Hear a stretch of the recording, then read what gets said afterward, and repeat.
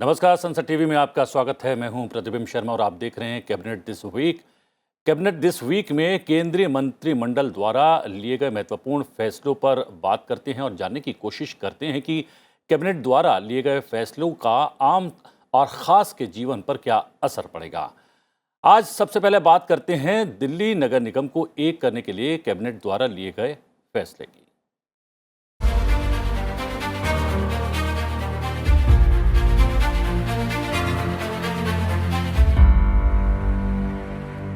संभावना बन रही है कि दिल्ली में अब बहुत जल्द एक मेयर होगा। दिल्ली के तीनों नगर निगमों के विलय को मोदी कैबिनेट की मंजूरी मिलने के बाद ये संभावना बढ़ गई है। क्या है पूरा फैसला, देखते हैं खास रिपोर्ट।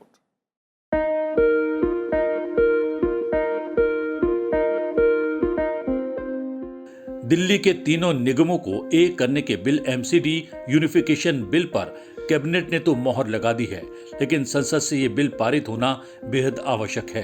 तभी ये फैसला अंतिम फैसला हो सकता है। दिल्ली नगर निगम में चुनाव 18 मई से पहले करवाने हैं और राज्य निर्वाचन आयोग को 1 महीने का वक्त भी चाहिए कि वो तारीखों की घोषणा कर सके। ऐसे में संसद कोई भी फैसला तारीखों को ध्यान में रखकर करेगी, लिहाजा 16 अप्रैल से पहले संसद को फैसला लेना होगा। अगर दिल्ली के तीनों निगम एक हो गए तो क्या बदलाव आएगा, क्योंकि मूल रूप से दिल्ली में एक ही निगम हुआ करता था और पूरी दिल्ली का एक ही मेयर होता था। निगमों के एकीकरण से पैदा होंगे 3 बड़े सवाल। क्या खस्ता हाल निगमों की स्थिति सुधरेगी? तीनों निगमों के एक होने से सबसे ज्यादा फायदा आर्थिक स्थिति को लेकर होगा। अभी दक्षिण निगम सबसे ज्यादा मजबूत है। पूर्वी निगम के पास राजस्व का जरिया न के बराबर है। पूरी दिल्ली में एक जैसी योजनाएं भी लागू हो सकेंगी और उसका फायदा दिल्ली वासियों को मिलेगा। खर्चे कम होंगे क्योंकि प्रशासनिक व्यवस्था 3 की बजाय एक जगह काम करेगी। वार्डों का परिसीमन भी संभव है। वार्ड का परिसीमन 10 साल पर होता है। आखिरी बार 2016 में परिसीमन हुआ था। केंद्र वार्ड की संख्या घटाना चाहता है तो दिल्ली में फिर परिसीमन करना आवश्यक होगा। एकीकरण की अधिसूचना के बाद ही कोई स्थिति स्पष्ट होगी। आरक्षित सीटों का गणित बदलेगा। निगमों के एकीकरण के बाद आरक्षित सीटों का गणित बदल जाएगा। आरक्षित सीटों की दोबारा से पूरी प्रक्रिया करनी होगी। दिल्ली में वर्तमान में 272 वार्ड हैं। इसमें 50% महिलाओं के लिए आरक्षित हैं।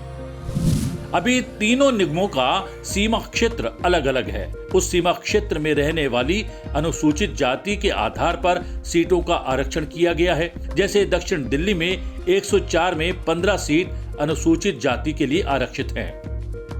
निगमों को आर्थिक रूप से समृद्ध बनाने पर भी केंद्र के फैसले का फायदा मिलेगा। दिल्ली नगर निगम का 2012 में बंटवारा किया गया। 2011 की मतगणना के अनुसार तब आबादी 1 करोड़ 60 लाख से ऊपर थी और तब एक ही मेयर, एमसीडी कमिश्नर और चीफ इंजीनियर भी एक हुआ करता था। पूर्वी नगर निगम में सबसे कम वार्ड हैं। विकेंद्रीकरण के बाद बटे निगम में उत्तरी और दक्षिण में 104 वार्ड है, लेकिन पूर्वी दिल्ली में केवल 64 वार्ड बनाए गए। बंटवारे के बाद क्या हुई प्रशासनिक व्यवस्था, इस पर भी नजर डालना जरूरी है। तीनों नगर निगमों में अलग अलग मेयर बने और कमिश्नर भी बनाए गए। तीनों निगमों के प्रशासन, विकास कार्य, कार्यभार अलग कर दिए गए। लेकिन 22 मार्च 2022 को Delhi municipal corporation amendment act 2022 को केंद्रीय कैबिनेट ने मंजूरी दे दी। एकीकरण के फैसले पर एक तरह से मोहर लग गई है।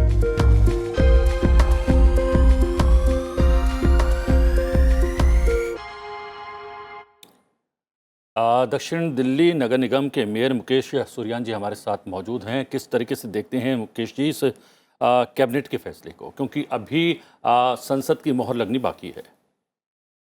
देखिए, मैं सबसे पहले तो ये कहूँगा कि ये 2022 का सबसे जो बिगेस्ट रिफॉर्म कह सकते हैं केंद्र सरकार का है। कैबिनेट ने तीनों नगर निगम को एक करके जो ऐतिहासिक फैसला दिल्ली के हित में लिया है, हम सब ने, हमारी सभी यूनियंस ने, हमारे सभी कर्मचारियों ने इसका स्वागत भी किया है। ढोल नगाड़ों के साथ में किया है। पूरा धन्यवाद प्रधानमंत्री जी का क्या है, गृह मंत्री जी का क्या है धन्यवाद। और इससे दिल्ली की जो डेवलपमेंट की रफ्तार जो रुक गई थी, उस रफ्तार को भी गति मिलेगी। सबसे बड़ा फैसला इसका फ़ायदा ये होने वाला है कि दिल्ली में जिस तरह से राज्य सरकार ने तीनों निगम को के साथ में बड़ा सौतेला व्यवहार किया, उसके बाद में पूरे विकास की गति रोकी गई, दिल्ली का पूरा जो निगम का बजट था उसको रोका गया। तो तीनों निगम एक होने से एक तो मजबूती मिलेगी और विकास की रफ्तार जो धीरे थी उसको पूरी गति मिलेगी। जी, लेकिन एक मुकेश जी, एक सवाल जो है सबके जहन में उठता है, मेरे जहन में भी ये सवाल है कि 2012 तक तो एक ही मेयर हुआ करता था, एक ही निगम था। अगर इतना अच्छा था, सब कुछ इतना बेहतर था, एक नगर निगम और एक मेयर होने की वजह से, तो फिर उसमें बदलाव क्यों किया गया? देखिए, ये कहीं ना कहीं कांग्रेस सरकार से चूक हुई थी, उनकी भूल थी, उनकी गलती थी और बाद में उन्होंने माना भी कि हमसे भूल हुई है। कभी भी जब नगर निगम की बात आती है या किसी शहर को संभालने की बात आती है, सजाने की बात है, तो उसमें हमेशा नगर निगम ही आगे आता है। नगर निगम आगे आता है इसलिए क्योंकि पीछे आपने 2 साल कोविड को भी देखे, अगर नगर निगम दिल्ली में नहीं होता तो दिल्ली की हालत बहुत ख़राब हो चुकी होती। हमारे जितने सैनिक थे, हमारे जो सफाई कर्मचारी थे, हमारे जो मलेरिया विभाग के लोग थे, हमारे जो डीवीसी वर्कर्स थे, उन्होंने कितनी मुस्तैदी के साथ में, जब लोग घर में लॉकडाउन था, पूरा शटडाउन था वर्ल्ड वाइड, तब भी वो लोग निगम के ही काम कर रहे थे। तो एकीकरण होने से जो हमारे जो लोग हैं, जो हमारी योजनाएं हैं, जो हमारी प्लानिंग है, उसको हमें इम्प्लीमेंट करने में आसानी होगी। अभी 3 निगम है, उसमें साउथ कुछ करना चाहता है, नॉर्थ कुछ करना चाहता है, ईस्ट कुछ करना चाहता है, तो कहीं ना कहीं प्लानिंग को लेकर भी कहीं ना कहीं थोड़ा बहुत मतभेद रहता है। तो एकीकरण से जो दिल्ली के हित में जो बड़े फैसले लेने हैं, जो दिल्ली के हित में जो काम करने हैं, उनको गति मिलेगी। तो माना ये जाता है कि ना तो जो है क्षेत्रीय बंटवारा तीनों निगमों का जब हुआ वो सही हुआ, और ना ही आर्थिक रूप से जो बंटवारा हुआ उसमें भी कहीं ना कहीं चूक हो गई, या कह सकते हैं कुछ लोग ये कहते हैं कि भेदभाव भी किया गया। देखिए, मैं उस टाइम मैं तो टीम में नहीं था, ना ही मैं सिस्टम में था, बट कहीं ना कहीं इसके ये जानबूझ करके दिल्ली को कमज़ोर करने के लिए, अपनी सत्ता को कायम रखने के लिए कांग्रेस ने इस तरह की राजनीति की थी। तो आज उनको इस बात का परिणाम दिल्ली ने दिया भी है, वो उनको बताया भी है कि दिल्ली के लोग क्या कर सकते हैं। नगर निगम में जब से भाजपा शासित नगर निगम आया है, तब से दिल्ली के विस्तार में, दिल्ली के काम में हमने किसी तरह की कोई कमी नहीं छोड़ी है। राज्य सरकार की नीयत और नीति बिल्कुल चलिए, ये तो स्पष्ट है। राजनीतिक बात हो गई, हम राजनीतिक बातों पर नहीं करेंगे। हम इससे कितना लाभ और कितना हानि होता है, लेकिन एक बात ये भी है कि दिल्ली नगर निगम में चुनाव 18 मई से पहले होने हैं, और उसके लिए आवश्यक ये है कि संसद के इसी सत्र में संसद के भीतर भी पारित होना चाहिए, उसी के बाद ही चुनाव हो पाएंगे, और चुनाव नहीं होंगे तो एक अलग दिशा में चीज़ें चली जाएंगी। ओबियसली जो केंद्र सरकार है, जो कैबिनेट है, इस पर काम कर रही होगी और कर भी रही है। कैबिनेट ने तीनों नगर निगम को एक बिल करने का फैसला ले लिया है। मुझे लगता है कि आने वाले समय में जल्द ही कैबिनेट में ये बिल भी आ जाएगा, और एकीकरण करने से फ़ायदे भी इतने ज़्यादा हो जाएंगे, जो एडमिनिस्ट्रेटिव एक्सपेंसेस हैं, जो ऑपरेशनल चीज़ें हैं, वो भी कम हो जाएंगी। और जो 3 जगह नगर निगम के ऑफिस चलते हैं, 3 कमिश्नर्स हैं, 3 मेयर्स हैं और 3 ENCs हैं, बहुत सारा डिपार्टमेंट है, तो उसको एकीकरण से काफ़ी लाभ होने वाला है। मुझे लगता है लगभग 200 करोड़ रुपए के आसपास तो इसकी सेविंग भी हो जाएगी। और उसके बावजूद, जैसे दक्षिण दिल्ली नगर निगम में हमारे पास काफ़ी रिसोर्सेज अच्छे हैं, हमारा मैनेजमेंट अच्छा है, तो वो रिसोर्सेज और मैनेजमेंट हम जब एकीकरण हो जाएगा पूरा निगम का, तो पूरे निगम में उसको इम्प्लीमेंट भी करेंगे। जी, तो अभी तो आपका अधिकार क्षेत्र भी है, क्योंकि आप मेयर हैं दक्षिण नगर निगम क्षेत्र के, और आप खुद भी मान रहे हैं कि कहीं ना कहीं ये यहाँ पर पैसा भी बहुत ज़्यादा है और सिस्टमेटिक बहुत अधिक है। लेकिन अगर एक निगम हो जाता है तो चीज़ें आपके हाथ से निकल नहीं जाएंगी, और अभी तो 3 लोगों के पास संभावना है मेयर बनने की, उसके बाद केवल एक व्यक्ति के इर्द गिर्द जो है संभावना रह जाएगी मेयर बनने के लिए। देखिए, दिल्ली का विकास होना चाहिए, दिल्ली के लोगों का भला होना चाहिए, दिल्ली जनता के हित में चीज़ें होनी चाहिए, दिल्ली में सड़कें बननी चाहिए, दिल्ली में नालियाँ बननी चाहिए, दिल्ली में सीवरेज की स्थिति ठीक होनी चाहिए, दिल्ली में बिजली की स्थिति ठीक होनी चाहिए। हमें मेयर कौन बनता है, कौन नहीं बनता है, वो क्वेश्चन नहीं है। दिल्ली की जनता ने जो भरोसा चुनकर हम लोगों पे जताया है, हम उस पे, उस विकास पे, उस नीति पे काम करना चाहते हैं। मेयर बनेगा नहीं बनेगा, कौन बनेगा कौन नहीं बनेगा, ये एक पार्टी का एक वो है, ये कार्यकर्ताओं की पार्टी भारतीय जनता पार्टी। नहीं, तो क्या माना जाए कि 3 निगम, एक ही शहर में 3 निगम होने की वजह से ये जो काम आप बता रहे हैं, नालियाँ साफ़ रहनी चाहिए, नालियाँ बननी चाहिए, रोड बनने चाहिए, गलियाँ बननी चाहिए, खड़ंजे बनने चाहिए, इसमें कहीं ना कहीं व्यवधान आया क्या? नहीं, व्यवधान आया है। व्यवधान अभी ये पॉलिटिकल स्टेटमेंट हो जाएगा, फिर दोबारा मुझे देना पड़ेगा। व्यवधान आया है राज्य सरकार की। नहीं, मैं कारणों की वजह से कारण मैं रहा जानना है। चाहूंगा। तीनों निगम को बांटने के बाद में कहीं ना कहीं शक्तियां भी कम हुई हैं, निगम भी कमजोर हुए, महापौर के अधिकार भी कम हुए हैं, हमारे जो चेयरमैन हैं उनकी जोनल कमेटी उनके अधिकार भी कम हुए। एकीकरण होने से जो जोनल कमेटियाँ उनके अधिकार भी बढ़ जाएंगे, जो यहाँ पे सेंट्रलाइज कमेटी होती है उनके अधिकार भी बढ़ जाएंगे, मेयर की शक्तियाँ भी बढ़ जाएगी, और मेयर पूरी दिल्ली का मेयर प्रथम नागरिक होगा। तो उसको लेकर के जो बिल्स हैं, जो बिल्स में आने वाले बिल समय में हो सकता है बिल में भी कुछ अमेंडमेंट आ जाए, तो उस तरह से चीज़ें मजबूत हो जाएंगी। और दिल्ली का प्रथम नागरिक जब एक मेयर होगा तो राज्य सरकार को भी कहीं ना कहीं कॉम्प्रोमाइज़ करना पड़ेगा। जी, तो आपने कहा कि मेयर के पास भी शक्तियां ज़्यादा आ जाएंगी, वो किन वजह से आएंगी? क्या वो तत्व हैं जो मेयर की शक्तियों को बढ़ाने वाले हैं?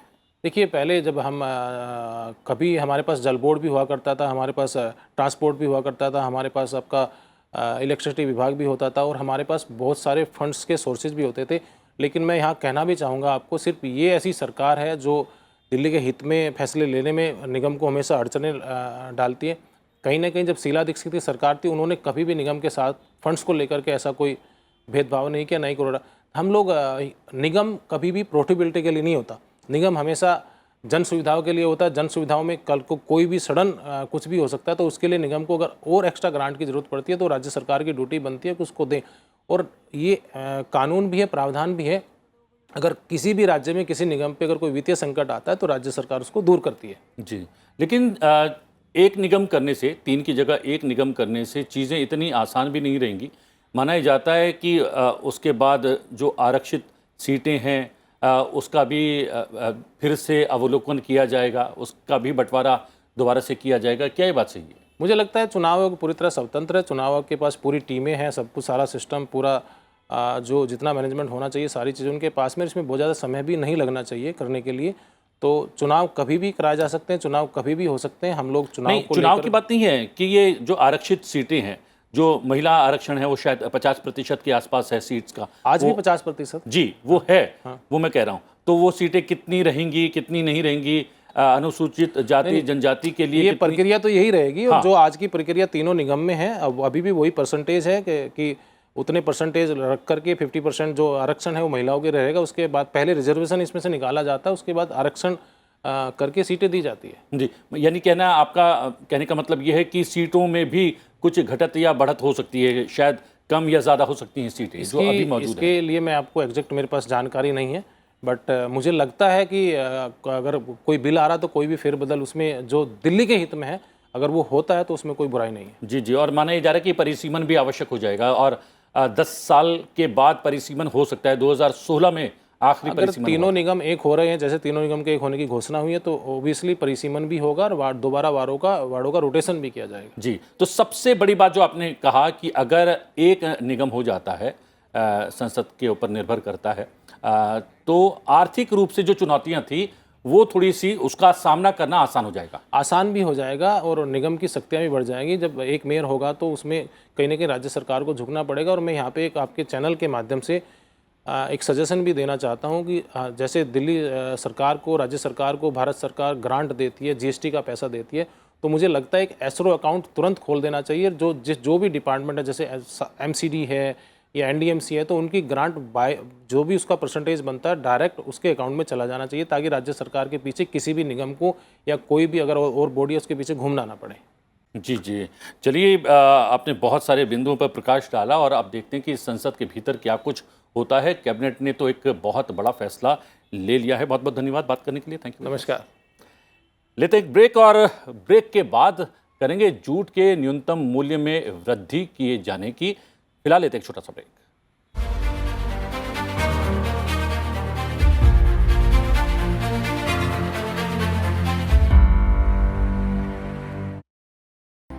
ब्रेक के बाद आपका एक बार फिर से स्वागत है, और कैबिनेट दिस वीक में हम बात करेंगे जूट के न्यूनतम मूल्य में वृद्धि किए जाने के कैबिनेट के फैसले की।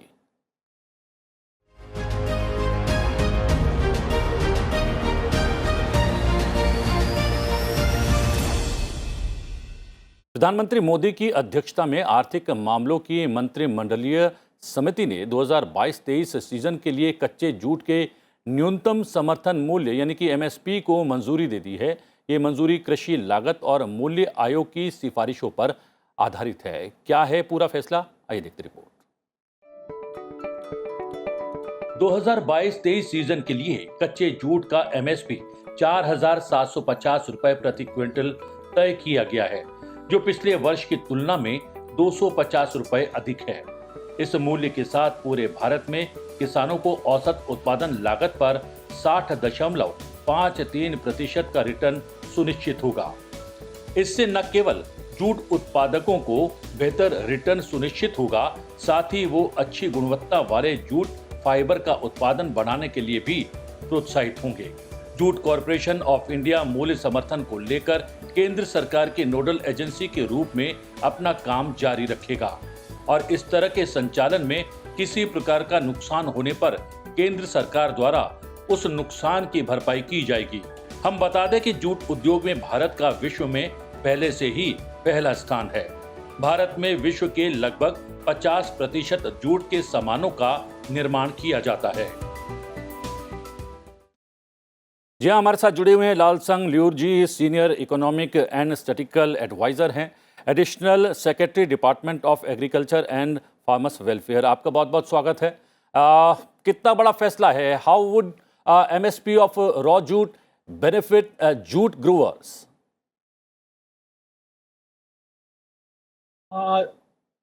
देखिए, हमारा देश में जूट फार्मिंग काफी इम्पोर्टेंट है in terms of creating sizable employment and livelihood opportunities. जी, हमारा जूट सेक्टर का ग्रोथ एनहांस और सस्टेन करने के लिए profitability and stable market price for jute and jute product काफी इम्पोर्टेंट है. So keeping this in view, the government is fixing the minimum support price for raw jute in line with the decision made in the budget speech 2018-19 that MSP should be at least 1.5 times of the all India weighted average cost of production. This is to assure a minimum of 50% as profit margin. This MSP will not only ensure better return to the jute growers, but it will also encourage them to increase the production of good quality jute fiber. जी हाँ, अगर बात करें वर्तमान की, तो what is the position of India in global raw jute production? पूरे विश्व के परिदृश्य को देखें तो जूट उत्पादन में भारत की स्थिति क्या है वर्तमान में, और क्या इससे कुछ बदलाव आएगा?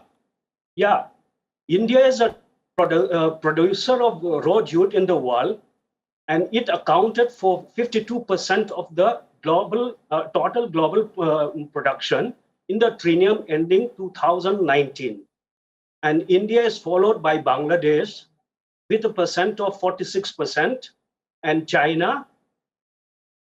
More than 90% of the global production of raw jute is concentrated in India and Bangladesh as well. And it is pertinent to note that of late, the share of India in the global raw jute production has steadily declined. So it is very important that the MSP of raw jute should continue to increase in the near future so as to encourage our jute grower.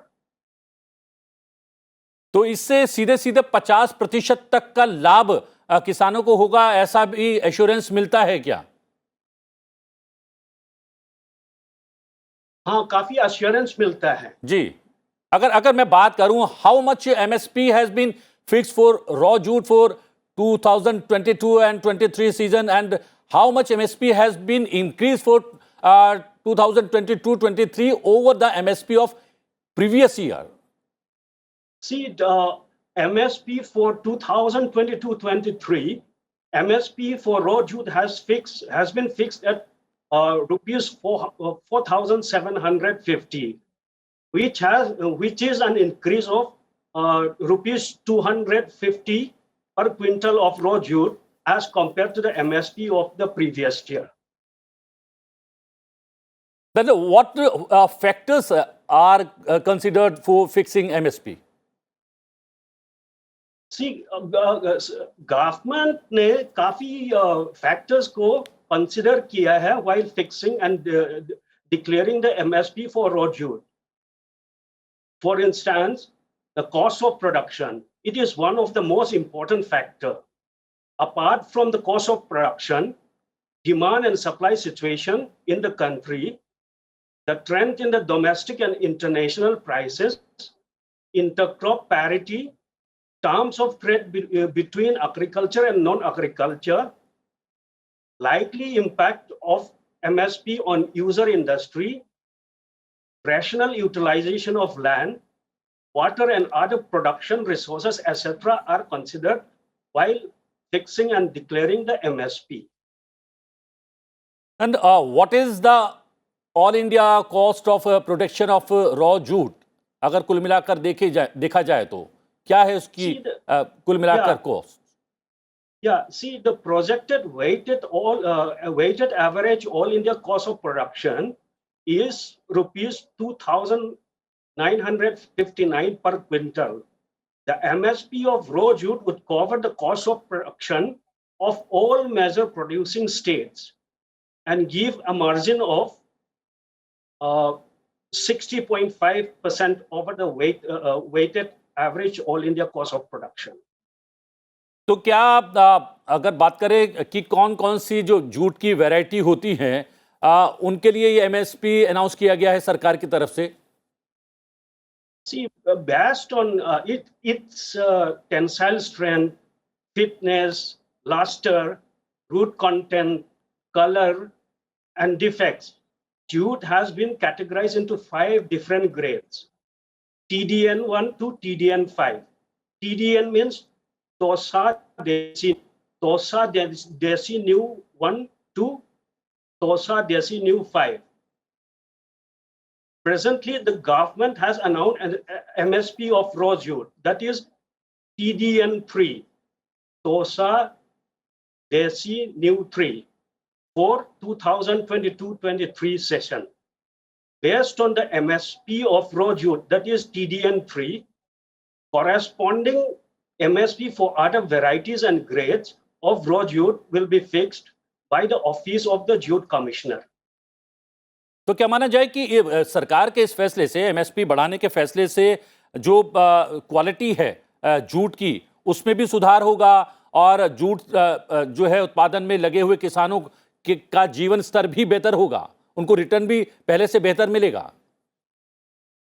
हाँ, return काफी better है और ये सरकार ने जो MSP for raw jute जो fix किया है, as we are aware, as you know, jute sector, jute farming is a labor intensive. Jute is a very labor intensive crop with 76% labor component in the total cost of production.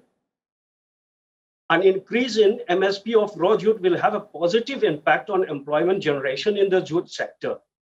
At present, jute sector supports livelihood of about 40 lakhs farm family in India, and it provides direct employment to about 3.7 lakhs workers. Do you think this decision generate employment also somewhere? Yeah. So as I just mentioned, at present, jute sector support livelihood of about 40 lakhs farm family, and it provides direct employment to 3.7 lakhs workers. हम देख रहे हैं बार बार प्रधानमंत्री का ये जोर रहता है आत्मनिर्भर भारत, और जिस तरीके से यूक्रेन और रूस के बीच युद्ध चल रहा है उसके बाद तो उन्होंने ज़्यादा से ज़्यादा इस पर जोर दिया है. तो how does fixing MSP fulfil the goal of आत्मनिर्भर Bharat? Yeah, that's a very good question and very relevant issue, question also. See, MSP ensure remunerative price to the jute grower for their produce, and it also safeguard the interest of the consumer by making available supplies at reasonable prices. The increase in MSP of raw jute will incentivize domestic production of raw jute, and it will discourage imports from other countries. So that way, fixing SP will fulfill the goal of Atmanirbhar Bharat. Lal Sangyur ji, thank you very much, आपने time निकाला और बहुत सारे इस बड़े फैसले के से जुड़े हुए बहुत सारे बिंदुओं पर प्रकाश डाला। थैंक यू वेरी मच, धन्यवाद। Thank you. जी हाँ, हम बात कर रहे थे एक और फैसले की चलते चलते। प्रधानमंत्री श्री नरेंद्र मोदी की अध्यक्षता में आर्थिक मामलों की मंत्रिमंडल समिति ने उर्वरक विभाग के उस प्रस्ताव को भी मंजूरी दे दी है जिसमें हिंदुस्तान उर्वरक एवं रसायन लिमिटेड के 3 संयंत्रों गोरखपुर, सिंदरी और बरौनी के लिए नई निवेश नीति 2012 की प्रयोजन नियता को विस्तार देने की बात कही गई है। हम बता दें कि HURL का 15 जून 2016 को निगमीकरण हुआ था। वो Coal India Limited, CIL, NTPC लिमिटेड और इंडियन ऑयल कॉरपोरेशन की संयुक्त उपक्रम कंपनी भी है। HURL 12.7 लाख मीट्रिक टन प्रतिवर्ष संस्थापित क्षमता वाले गैस आधारित यूरिया संयंत्रों की स्थापना करके FCIL की गोरखपुर और सिंदरी इकाइयों और GFCL की बरौनी इकाई को पुनर्जीवित कर रहा है।